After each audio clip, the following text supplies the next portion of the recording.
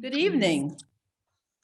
I'm Wanda Lloyd, journalist, author, editor, and podcaster, and I'm delighted to be here to lead this live discussion with my friend, my co-editor of Meeting at the Table, AfricanAmerican Women Write on Race, Culture, and Community, and my podcast co-host, novelist Tina McElroy Ansa. Welcome to this discussion, Just What is a Writer's Retreat? This event is brought to you by the Sea Island Writers Retreat, for which I'm honored to be Associate Director. Thanks to our partners at Chromatic Black for powering this discussion, and the 2022 Sea Island Writers Retreat, which will be held November 2nd through 6th on Tybee Island, Georgia.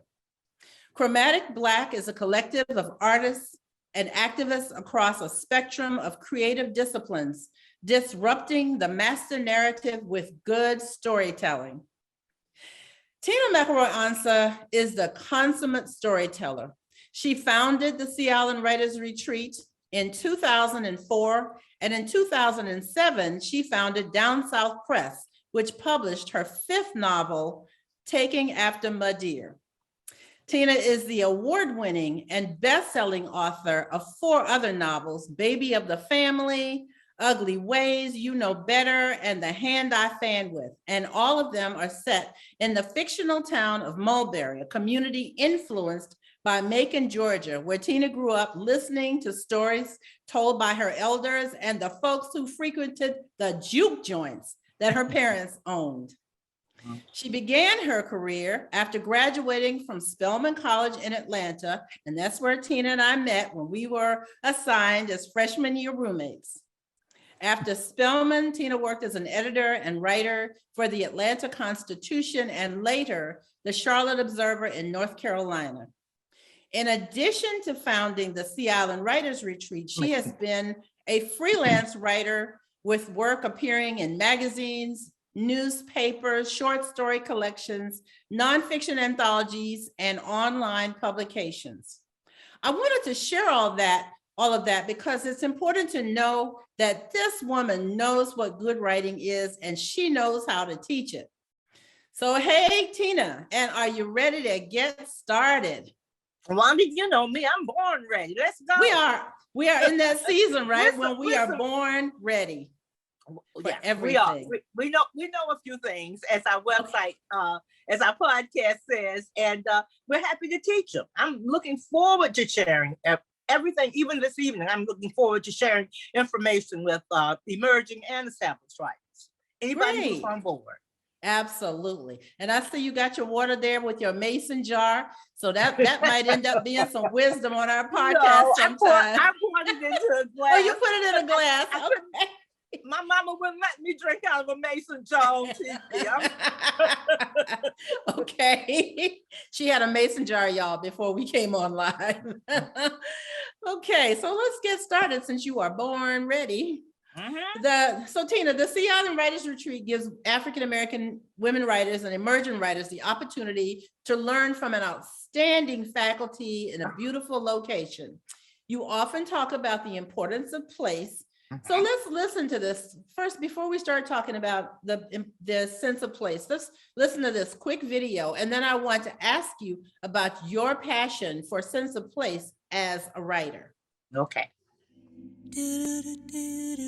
I founded the Sea Island Writers Retreat in 2004. Of course, we had the pandemic, and so we really hadn't seen the retreat in a while. And I started encouraging her to do the retreat again. You have this passion, Tina. You need to help emerging writers. We have these wonderful authors and playwrights actually editing the work. We have to learn to love each other quickly because we have only 4 days. The retreat shows you that you are whatever you say you are. We're starting with sense of place because of the fact that you live on one of the sea islands, St. Simon's Island, Georgia, which is about 80 miles south of where I am in Savannah, Georgia. Tell us, why is it important? And about 80 miles south of where Tybee Island is, where our Sea Island exactly, where we're going to have the retreat. Tell us why it's important that this retreat is held in the Sea Islands. As you well know, the Sea Islands have so influenced my writing. I was born in Macon, Georgia, which is in the middle of the state with just a muddy river running through it. But I've always been drawn to the ocean. And the times that I was here, it's been just so evocative. And so very early on in my marriage, my husband and I decided we were going to come back here and live on St. Simon's Island. So it was always a dream of ours, and we did do it.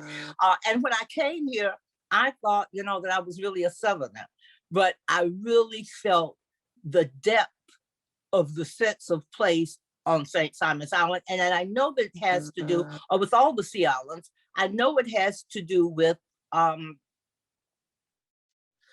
the fact that so much of our stuff, Black people's stuff, not just the plantations, but the iron wrought, beautiful iron wrought balconies in Savannah, the Spanish moss, everything I found worked toward my sense of myself as a writer and as a creator.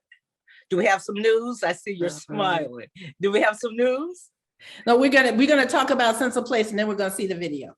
And then continue. Yeah, that's a great plan. And so my sense of being a Southerner, of being, in Georgia, my home state, and coming back here. But when I moved back to St. Simon's Island, as I said, it was a different kind of depth. I kind of felt like I had come home. You're from here, Wanda, so when you come home, you really come home. But when I came here, I just felt the sense of the spirits that are here, the neighborhood even that I live in, it's an old neighborhood. So I wanted to bring that same sense of place and the importance of that in a writer's life, especially a Southern writer's life, but in all writers' life, that sense of place anchors you. Whether you write about, whether I ever write about St. Simon's Island or not, it has anchored me in a place where I felt strong and, productive. And, and I found that to be true of any of my earlier Sea Island Writers Retreats where, we had them on Sapelo Island, on St. Simon's Island, and all the participants said the same thing. That sense of, they took that home with them, that sense of St. Simon's Island and all of our ancestors and our blood and our sweat and our tears. It's right here, Wanda. It really is, as you well know. And it speaks to a writer. It speaks to a creator. Yeah. So we're going to segue back to the video now.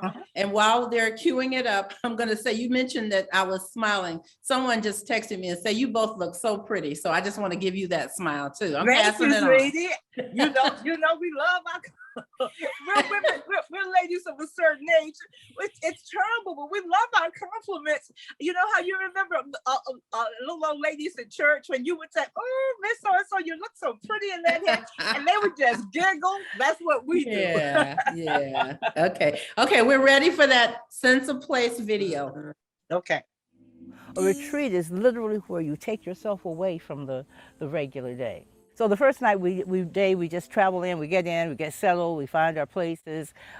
We walk to the beach probably in the evening. That'll be nice.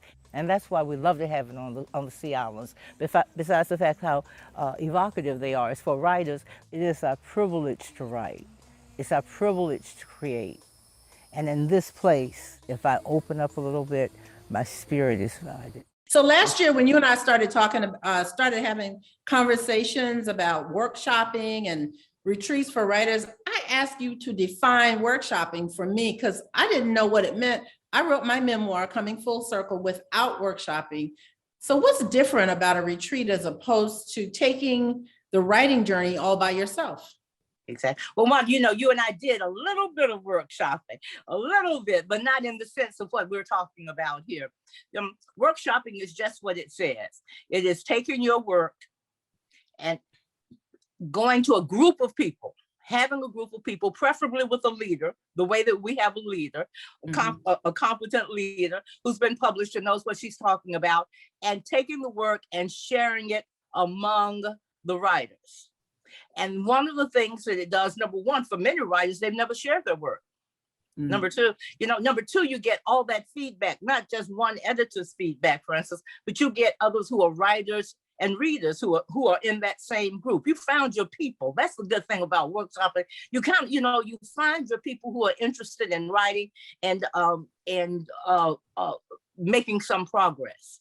The other thing that comes into play is that everybody criticizes everybody's work, which sounds like, oh, it may be, pandemonium. No, it's not. Because if I'm criticizing your work tonight, then tomorrow you get to critique and criticize my work. So it keeps it all sort of in balance. And we have rules. We have rules for our workshopping, no mean girl, no getting back at anybody, all those kinds of things. Let people finish their conversation. Let them talk about their work as long as you want them. So we have all these. It's valuable. It's intense.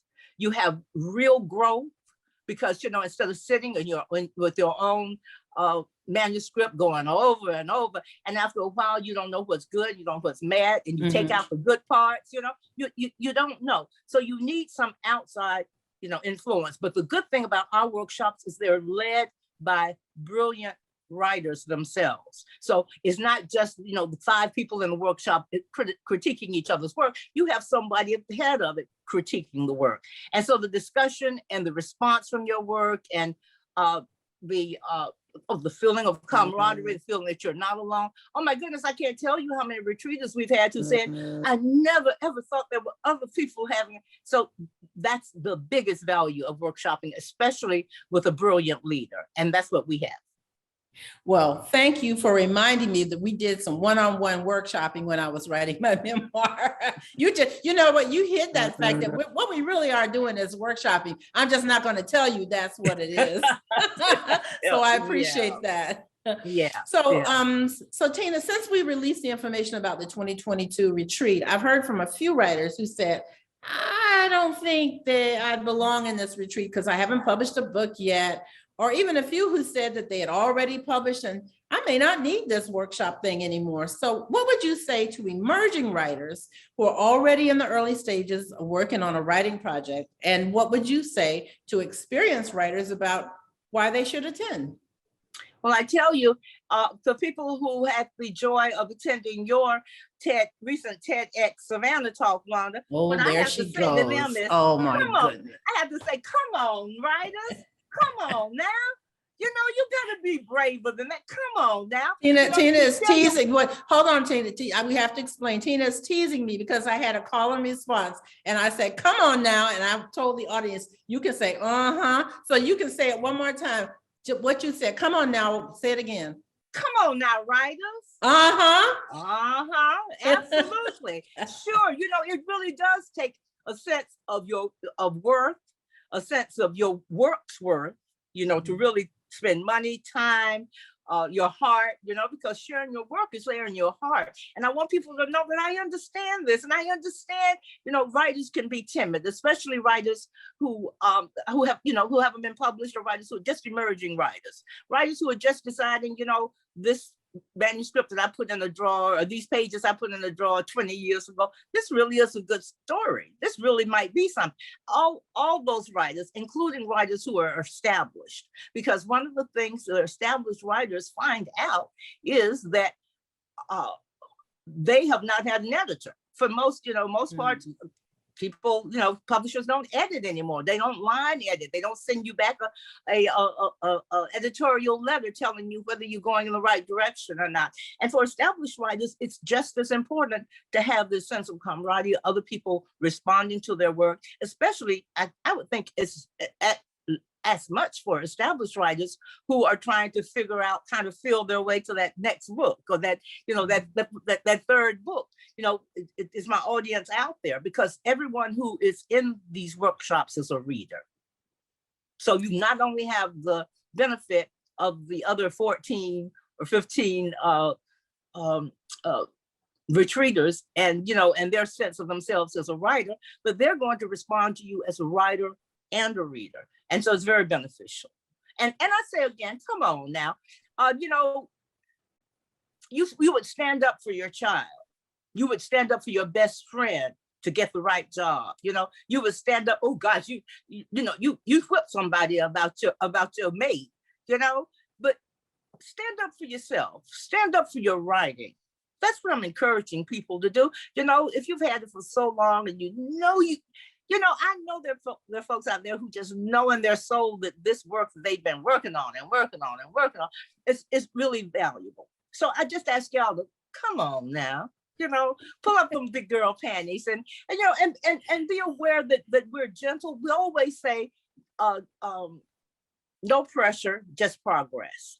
And that's one of our mottos, because we don't want to scare off, anybody. The very idea that we're scaring off some wonderful Toni Morrison, just, oh Lord, that just sends chills through me. So, think about it again. If you're a writer and you're serious about your writing and you want to be published, or you want to show your child that you can really finish something, or you want to, for any of those reasons, we're anxious for you to join us.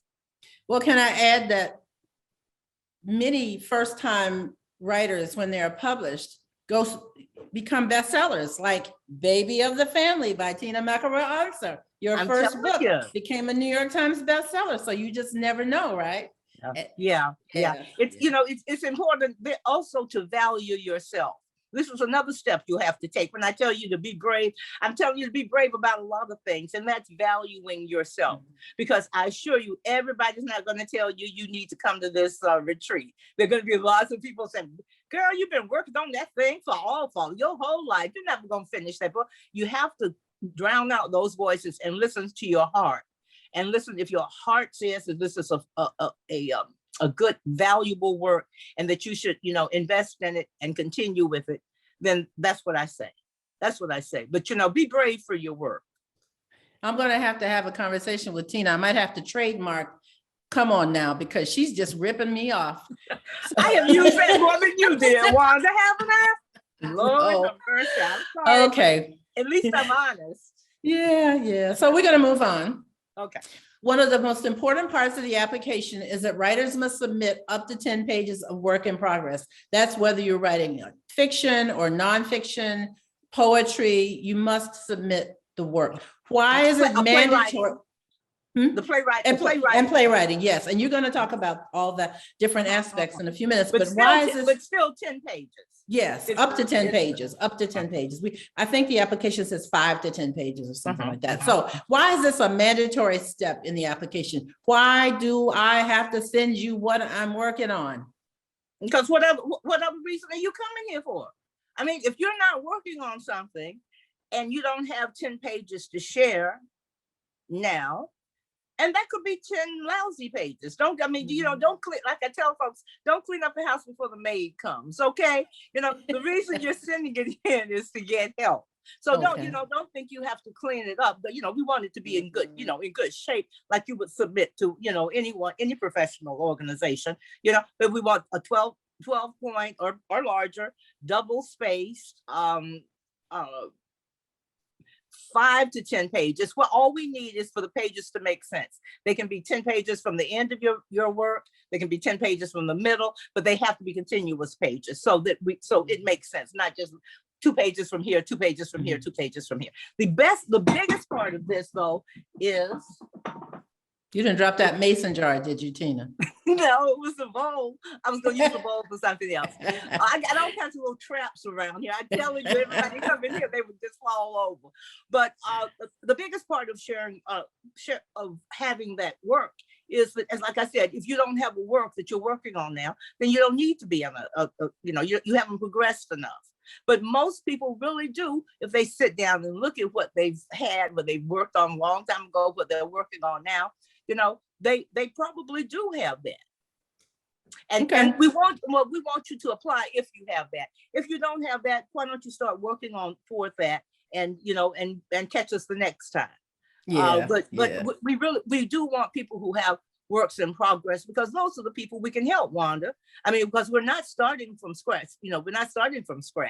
What we're doing is helping you get back on track. Oh, I'm so glad we're on video, because I'm always trying to show people what I mean. But I think that folks don't need to have some editor over their shoulder all the time. What they need is for somebody, they're a little off track, and they just need to be put on track. and zoom, they go off. And this is what the Writers Retreat does. I think about it all the time. It's not, you need to do this, you need to do this, you need to do, wait a minute, you got a little off track. I think you started out with a good idea. Let's think about it. So you have the chance to have those kind of conversations with each other, but particularly with our, esteemed faculty. That's the best part, that you get to talk to people about your work who are, who've already done it.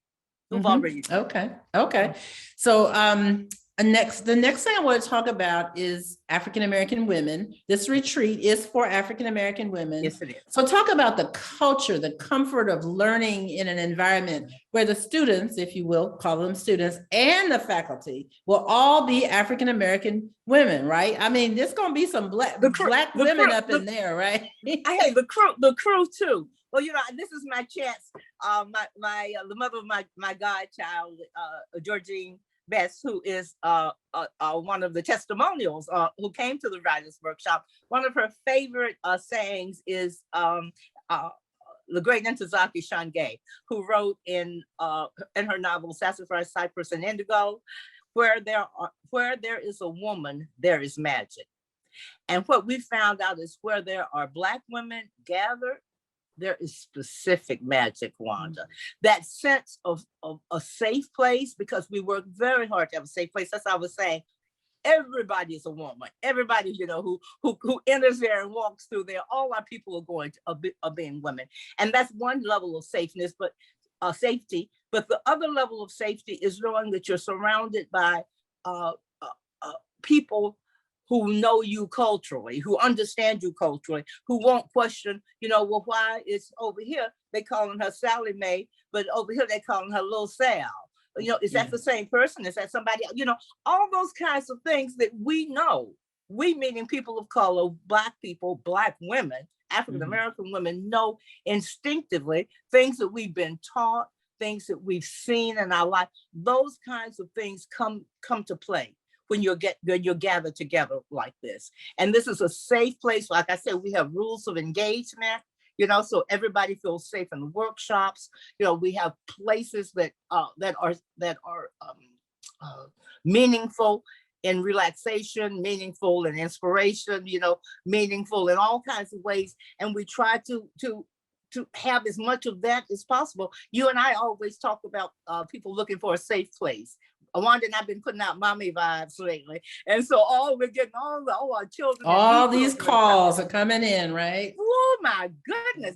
Do not get him started. But one of the things that I do know is that the faculty that we've chosen, the crew that we've chosen, and hopefully the students that we choose will all appreciate the fact that this is culturally welcoming and understanding. We hope that it's sensitive, to people's needs.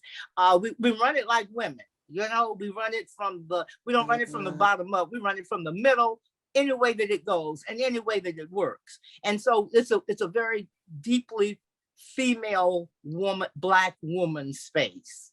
And to me, that's important, whether you're talking about cookbooks or whether you're talking about historical fiction, regardless of what you're talking about, you got to feel safe. That's what I always say. You gotta feel safe. And maybe this is just the woman writer in me, and maybe male writers don't feel this. We'll have to ask them one day. But what I know is that, as a woman and as a Black woman, that feeling of safety, of my sister having my back, of this one over here, applauding me and saying, we have nights when people read, and they can read from their works. And this one over here is saying, yeah, girl, go on and read. I mean, you have all these kinds of I have all. So we're encouraging each other the whole way. The whole way. Absolutely. Of this. Yeah. So okay, we need to move on. So you said we have to ask the brothers someday. So brothers, if you're listening or if you're thinking about a retreat, we're gonna have to help you find a retreat so y'all can have that bro conversation, because this is all about the ladies, all about the women. So where there is women, there are women, there's magic. Okay. Now you just talked about faculty, and you have put together an awesome group of writers. You and I are on the faculty of 7 writers, but let's look at the other 5, because y'all already know us. So tell us about this group and what the writers will learn from them. Well, the first thing I have to tell you is these women are so generous. They're so generous in the fact that they said yes before they knew anything about it, before, they answered the call. That's the first thing I want you to know. They knew you. They all knew me, and I know them, and we've cared about each other for a while. And that's the other thing about sisterhood, the fact that they answered my call so quickly. I just have to say that. Okay, first we have Dorothy Perkinsville.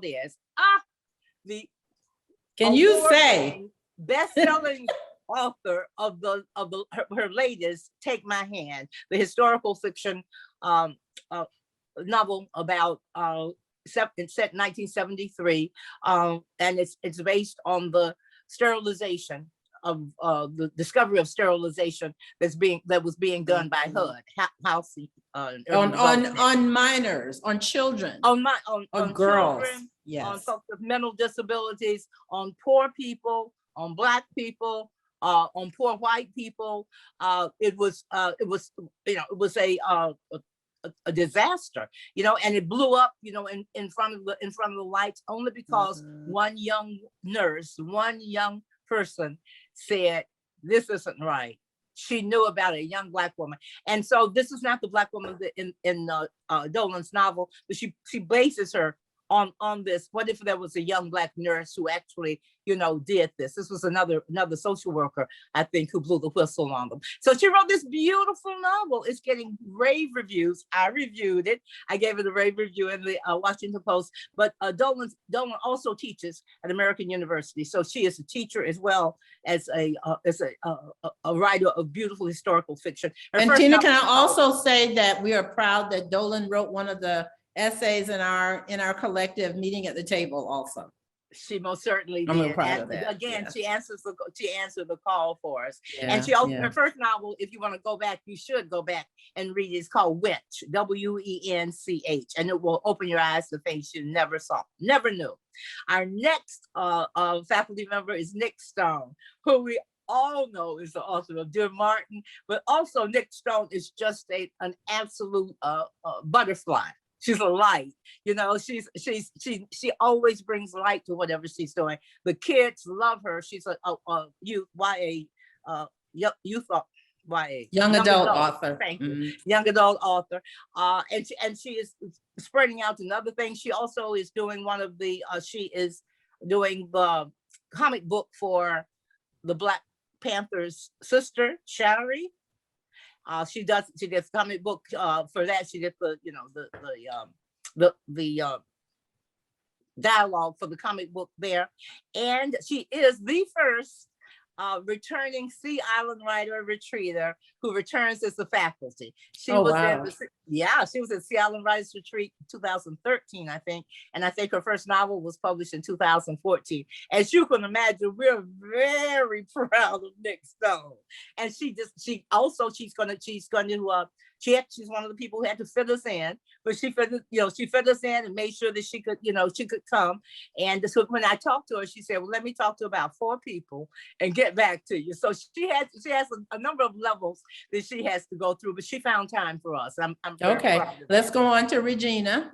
Oh my goodness, Regina Taylor, you probably know as an actress, everything from the earlier TV show I'll Fly Away, where she played the maid and the mother of her own sons, who she took care of as well. It's a wonderful show. But she's also been in everything from she is also was in Lovecraft Country. She had a very, very, if you looked at Lovecraft Country, you remembered her as the great grandmother who was in flames with the smaller character. You looked at it? No, I was going to say, so why do I want an actress to teach me how to write? What's she going to teach? Okay, that is so wonderful. She's also a playwright, a well-known playwright. She has has a production on in her home state of Dallas right now, I do believe, and she has done a number of productions. One of the reasons that we want her to teach playwriting and to be here is that one of the things that we're looking for is facility in certain areas, and she certainly has facility in learning how to build a character from the feet up. She's done it as an actress. She's done it as a playwright. And so we certainly are going to, ask her to tell us about that, including the fact that she'll be leading a playwriting workshop. She's wonderful. She's also a friend of mine. I have admired her ever since, 1970. So I indeed admire her, maybe not that early, 1990s. I admired her very much now, and I appreciate her saying yes. Because in the 1970s, you just had me. That was just going to say, exactly. Well, I'm always saying that was 10 years ago and it was 1970. So I was trying to give myself a little hint. Yeah. Okay, so Dawn, talk about Dawn. Oh my goodness. Dawn is one of my first little schoolgirls. Dawn wrote a beautiful novel called Only Twice I've Wished for Heaven. And this was in the 90s, and it sort of found me. You know how you send out books to writers to get blurbs, and it kind of found me a little while before the book was going to be published. And I went, oh my goodness, I read it, and I just went tearing through the book looking for the publisher because I wanted my name on the cover of her book because it was just that good. I wanted to say, this is a great book, you should read it. And so over time, Dawn has written 2 novels. She is an award-winning journalist, an award-winning columnist, and she's also a writer of nonfiction. And she is just published in the past year her memoir. Memoir. I know you all about Wanda's all about the memoir. I loved her memour. I read it. It's 3 wonderful. Girls from Bronzeville. Yeah. A truly African, I think it's a truly American tale of race. Wish I could remember. I don't remember the whole title. Okay, that's I can't remember the subtitle right off the top of my head. But it was also an award-winning and a highly reviewed and seriously taken piece of work. She's now working on her next work of memoir, but she's going to be able to join us to talk about memoir and creating. And we're going to ask you to sit in on that one as well. I definitely will, of course. Of course. And Crystal. Oh my goodness, bring up the real. I love Crystal so much. Crystal is a poet. You may know her from her latest work is Perfect Black. But she's from Kentucky, and she is part of the that sort of new Afro-Appalachian writers who are writing fiction, nonfiction, and definitely poetry. She's also the poet laureate of Kentucky, and she teaches. I think up until maybe recently, she taught at universities and colleges, and now she's concentrating on totally on her work, and she's finding time to come down to the Sea Islands to not only look at our poetry submissions, but also to lead the poetry workshops. And, maybe take the poets out for a little time on the beach. You know how poets are, so they may go out flitting somewhere. So she's an extraordinary writer, and she's going to be able to really, I think, add to what a lot of folks think of. She's also done narrative poem. So she's going to really add to what people think of who come there as poets and what they can do. As we were preparing the Sea Island Writers Retreat and having meetings and talking to different people, young women kept saying to us, don't forget about poetry, because we love to write poetry. So I'm just excited that we have Crystal in the mix, and we're gonna teach poetry. So, well, Wanda, as a matter of fact, you're the one who insisted upon it. I did after we had those conversations, because the more I talked to people, the more they said, please include poetry. So we're coming to the end, but let's not forget to mention about how to apply. Can you talk about that? Absolutely. Very, very important. Okay, that's right. You can apply on the website, and the website is SIWR 2022. Don't forget the 2022. SIWR2022.org. You use the link how to apply on the Facebook page. On the home, no, on the home page. On the home page. And follow and engage with us on Facebook, Twitter, and IG. You can just follow along with the instructions. And if you know someone who might benefit from the workshop, please share share this with them as well, and on social media. Let people know about this. This is we had a good startup time, but we want to make sure that everybody who wants to be there and who should be there, is there. And the only way we can do that is y'all share this information with your friends and colleagues. Okay, and finally, Tina, the total cost of the retreat is $2,500 plus a registration fee. Now, some people might scoff at this price, so tell us about the value of the cost of this retreat. What does it cover, and why is it priced this way? Okay. Well, I have to tell you that our retreats in 2008-9 were about $1,800. Now we're up to $2,500, and that's been quite a few years ago. That's number one. Inflation, things cost more. The food costs more than we have to, feed, all those things. And so, but there is real value also, not just in the fact that it's $2,500, and we know people have to get their coins together. Sometimes they may not have that available right now, but the value is not only have we kept the cost down as much as we can. We've added probably three more instructors. We've expanded our faculty. We've also expanded our houses. Our housing where we're going to be. We're going to be on. It's on the beach, across the street from the beach. It's in walking distance. Just walk down the trail. And so we're going to that. We have that value of housing our retreaters in a very beautiful and a very evocative place.